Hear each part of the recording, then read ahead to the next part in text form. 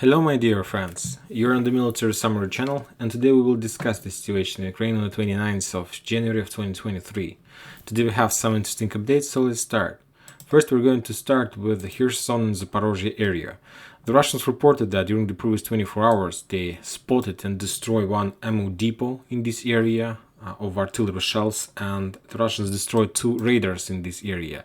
AN-TPQ-36 and AN-TPQ-48. That's when talking about Kherson district.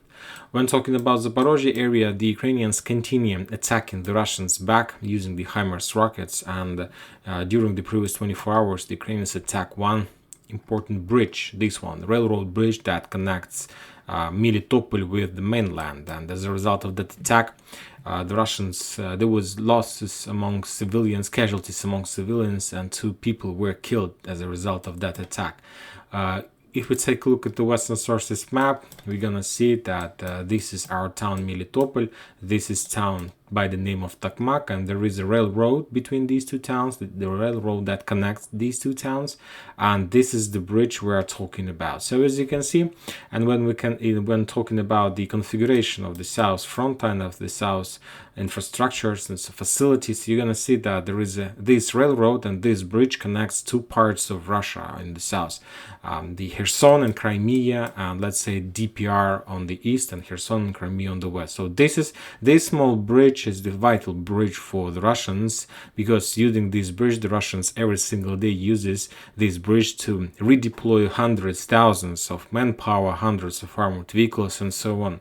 And this attack by the Ukrainians was predictable, because we know that the Western countries and the President of the United States of America reported that they give the Ukrainians armored vehicles, modern Western weapon, just for one purpose, to start offensive operation in direction of Crimea. And if the Ukrainians really plans to start offensive operation in direction of Crimea, first they need to destroy the bridges, as they did in Kherson district. If you remember, before launching the offensive operation, the Ukrainians destroyed Antonov Bridge and bridge in Novokakhovka. The same thing the Ukrainians need to do right now if they want to be successful in attack of Crimea. But this is not the only bridge that Ukrainians need to destroy. We can say that this was some kind of practice before real attack that Ukrainians are planning to do. If the Ukrainians are planning to start offensive operation in March or in April, that means that there are around 2 or 3 months to start this operation, and before this operation they need to destroy two important bridges in this area, and these bridges are located in the south, and these bridges connects Crimea with the Zaporozhye and Kherson district. I'm talking about bridges in the south, this one. And when talking about HIMARS rocket, the distance between the territory of Ukraine and these bridges are not so big, just 140 kilometers, and I believe that Ukrainians do have possibilities to attack these bridges, and another bridge is located here. So as you can see, they need to repeat the same story as they did with Antonov Bridge, and if the Ukrainians start this attack, we can say that yes, they do really plan to start offensive operation in Crimea. But if we don't see these attacks, I believe that maybe all these talks about offensive operation in direction of Kherson, in direction of Crimea, is some kind of speculation, just to change the Russian focus from the real direction the Ukrainians are planning to attack. Because if the Ukrainians want to be successful, if they want to achieve significant result in the south, of course they need to destroy all bridges. They need to take control over the area from Kherson to Melitopol, this bridgehead from Crimea to Dnipro, this one. This bridgehead, I'll mark it with. If the Ukrainians are able to take control over this territory as a result of upcoming south offensive operation, they will be able to bring lots of damage for the Russians, and to achieve significant success. They will receive more weapon. I believe that after this offensive operation, the Ukrainians will receive modern aircraft system or airplanes like F-16, and maybe with I don't know. I'm not sure about the other models, but I believe that they will receive a lot of types of air systems, of aircraft. So But to do this, they need to destroy all these bridges to be successful. So, and they need to start doing this today. And as we can see, they have started already doing this. Now, let's move to the east in direction of Ugledar. As you can see, there are a lot of icons in this area showing the progress of a very bloody clashes in this area. The Russians reported that as a result of heavy clashes in this area, the Ukrainians lost around 90 soldiers. They lost around 100 soldiers, 8 armored vehicles, and 2 artillery system Akatsiya. There are effective artillery duels in Russian favor on Ugledar front line. The Russians destroy ammo depots in this area, but the most important, the Russians haven't moved and haven't established control over a single square meter in this area during the previous 24 hours. Or maybe they did, but we haven't received any reports about that. So the situation in Ugledar is very difficult. It's very critical for the Russians. We can't say who's winning there.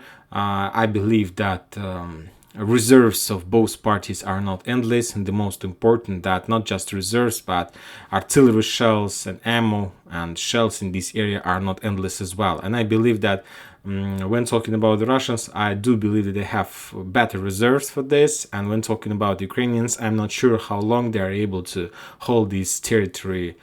For how long? Maybe a day, maybe 2, maybe 3, but I believe that no matter how long they are able to do this, it should be enough to stand against the Russians. So let's see what is going to be next in this area.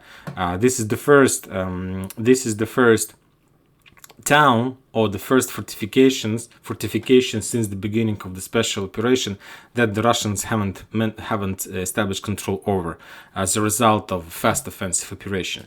If you remember, when talking about, let's say, any single town on the territory of Ukraine, when the Russians started offensive operation in direction of this or that town, they established or got control over that town in a week, in a 2, in a month, or something like this. But when talking about Ugledar, we see that everything is not so easy, and maybe Ugledar is going to be a first town that the Russians haven't established control over as a result of offensive operation. Because for now, I don't see that the Russians take this town. For now, I don't see this. Maybe the situation will be changed. We need to wait a little bit more. When talking about Donetsk area, the front line from Donetsk to, let's say, Serebryanka, as you can see, there are also a lot of icons. The main icons are located on the north of Donetsk, of Peski front line. The Russians continue storming and moving in direction of the north, in direction of Orlovka, trying to create Avdiivka's cauldron or encircle Avdiivka, and another icons are located in the vicinity of Bakhmut and Soledar. As the Russians reported that during the previous 24 hours, they managed to destroy the ammo depot of 81st Brigade in Kramatorsk. The Russians destroyed the Ukrainian losses are around 90 soldiers, 17 armored vehicles, and 8 artillery systems. The Ukrainian lost 2 Akatsiya system, the D-20 howitzer, D-30 howitzer, multiple rocket launch system, Alha and Smerch, 2 M777 artillery systems, 2 Paladin systems, and another Raider INT PQ-50. So you see, the Russians continue their effective artillery duels in this area. Mainly, the Ukrainians' losses of artillery systems are around Avdiivka and around Bakhmut and Soledar. And when talking about Soledar itself and Bakhmut, today we received first confirmation from the Ukrainian sources, from the Western sources, that Ukrainians gave an order to step back and retreat from Bakhmut. According to the Western sources, they're saying that the Ukrainians are planning to leave Bakhmut within the next 3 days or something like this. Now, during these hours, according to this order, the regular parts of Ukrainian army are leaving the town. Furthermore, the Ukrainians deployed their forces of special operation forces, and their main goal is to be rear guard forces and to protect the Ukrainian army, regular army, while retreating from Bakhmut. And the thing is that this piece of news we received right after we received another piece of news from the north, from Solidar, and from the vicinity of Solidar. And according to the Russian sources, by the way, they provided some video and picture confirmation. The Russians established control over a small village that has just one street. This one, they got control over Blagodatne. This town is located on the north from Paraskovyevka and Krasnogora, and on the south from the trenches we discussed a few videos ago, and the line of Bandarna, Vasikovka, Sakov-Anteti, Mikolovka, Razdolovka. And the value of this town is very important. It's very big. And let's return back to the Western Sources map, and you're gonna see, by the way, the Western Sources map has been updated. They're showing a flag that Blagodatna is under Russian control, and as you can see, this is the first town. This is the first town in the vicinity of Solidar and Bakhmut that the Russians established control over, and that located on the west side of the river Bakhmutka, this one. So that means that the Russians have bridgehead on the Ukrainian side of this river. And this is very important because there is also a bridge in this area that the Russians are able to use to cross this bridge to send armored vehicles, more manpower, and to develop offensive operation from this area. When talking about, if you take a look at the Russian source map, you're going to see that there is trenches in this area, and these trenches are located on the north of Blagodatna, so right exactly in this area, and these trenches haven't been taken by the Russians yet, and these trenches are located on the hill. There is a hill in this area, and it's highly unlikely that the Russians are able to storm these trenches in front, or they have few options to do this. If they want to storm these trenches in front, they need to wait a little bit because the supply and support of these trenches are cut off from mainland, from the Ukrainian positions, and they need to wait a little bit when the ammo of forces in these trenches will be finished, and then these guys will be forced to step back using fields in direction of the north, or the Russians need to encircle these trenches and to try to attack these trenches from their back. And when talking about the Russian sources, they chose the second option. Now these days, furthermore, let's update this map according to information we have. The Russians establish control over Krasnopolovka, this one, and the Russians controls the entire railroad station Salt, this one. So this is the Russian position. And today the Russians reported that they got very close to the town by the name of Sakov-Anteti. And right now, these hours, they're trying to storm this town, Sakov-Anteti, and also they're trying to attack Vasikovka. These two towns, they need to cross the river one more time. They need to establish some bridgehead and using infantry with the support of artillery system. They try to develop their offensive operation in direction of these three towns, and of course Mykolaiivka as well. And if the Russians are able to establish control over Sakov-Anteti, they will be able to establish control over this cross, and as you can see, they will be able to cut the Ukrainian forces that located in Seversk with support line that moves from Slaviansk, this one. And there are going to be just two roads left for these purposes, the middle one and the north one. And if the Russians are able to develop their bridgehead in direction of Vasikovka, then they will be able to move to the south and to cut this road that Ukrainians still can use to supply and support their forces in these trenches. And from this bridgehead, they will be able to attack this force from the back. So for now, the Russians decided they don't have much time. They have a lot of time. They don't have time to wait. They need to take control over these trenches. They can't allow and afford themselves Ukrainians to enforce their position there and so on. So that's why they decided to make a small hook through Vasikovka and to attack these trenches from the back. So this is exactly like a local small operation that the Russians are doing these days, these hours, or something like this. When talking about Blagodatovka itself, the Russians are trying to develop their attack in direction of Paraskovyevka. They're trying to suppress and pin down the Ukrainians in Krasnogora, and of course they're trying to move along the brushes and to get as far as possible and to develop and to send their forces, their main forces, their front forces as far as possible, and to cut the road MO3 that connects Artyomovsk and this bridgehead with the mainland, with Slaviansk and so on.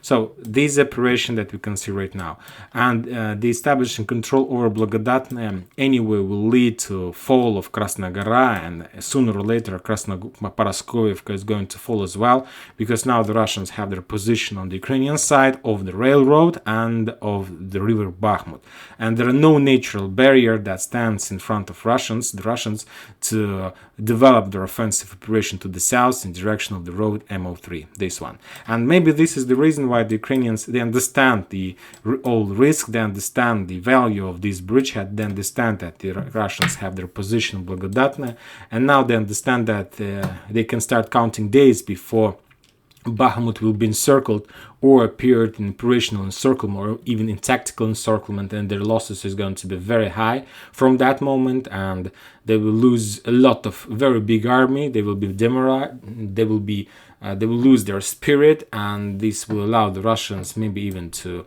break the entire situation and on the shoulders of Ukrainians to get as close as possible of Konstantinovka, Kramatorsk or Slaviansk or something like this. So that's why the Ukrainians, to save their army, maybe took a decision to leave this town, to step back towards more reliable positions. Anyway, we're going to see this within the next few days. When talking about Seversk Liman front line, there are no changes in this area, but I believe that the situation on the Seversk bridgehead completely depends on the situation in Bakhmut and the situation of Vasikovka, Sakov, Anseti, Mykolaievka, Razdolovka. And if the Russians are able to take this town within the next few days, the Ukrainians will be forced to make another difficult decision and to step back from Seversk as well. And from that moment, the Ukrainians can say goodbye to any offensive operation in direction of Kreminaya, because without support, without the bridgehead around Seversk, to storm Kreminaya is a suicide operation. As you can see, there are also a lot of icons in this area. The Russians were attacking 92nd, 25th, 18th, 95th, 27th Brigade in this area, in the towns by the name of Tarskoye, Tserny, Yampolovka, the forest in Serebryanka itself, Stelimakhovka, and so on. And as a result of clashes during the previous 24 hours, the Ukrainians lost around 110 soldiers, 5 armored vehicles, and 2 artillery systems. So as you can see, there are also very heavy clashes. And the Russians try to pin down the Ukrainians and not to allow them to be mobile, flexible on this front line. And something tells me that soon the Ukrainians will start retreating from this area, and at that very moment the Russians will start their own offensive operation, and they will try to encircle the Ukrainians and to reduce them as much as possible. When talking about North Kupiansk front line, the Russians reported that during the previous 24 hours they managed to spot and destroy around 4 commandos groups in this area. The Russians continue their attacks in direction of Sinkovka, and this is the main fortification of 14th Mechanized Brigade that protects the Kupiansk from the north. The Russians were attacking the Ukrainians in Tabayevka, Novoselovska, and as a result of clashes in this area, the Ukraine lost 50 soldiers, 1 armored vehicle, and 1 artillery system Akatsiya. So as you can see, the front line is very active. The front lines are very active these days. The only problem I see is the problem around Ugledar, and this is the vital town for the Russians. They can't continue their offensive operation. They can't continue the operation of moving the Ukrainian artillery system as far as possible from Donetsk without taking this bridgehead. And for now, the situation remains complicated for the Russians. And I believe that the next week is going to be the most important one that will determine the situation of the Russians in this area. And the next week will give us the answer whether the Russians need to change their plans or they can continue doing what they're doing and to move further in direction of Kurakhova. So we'll see. And that's it for today. Military Summary channel reminds you to condemn any violence in Ukraine. Thank you for watching. Subscribe to my channel, put your likes, join my Patreon, and have a good day. Bye bye.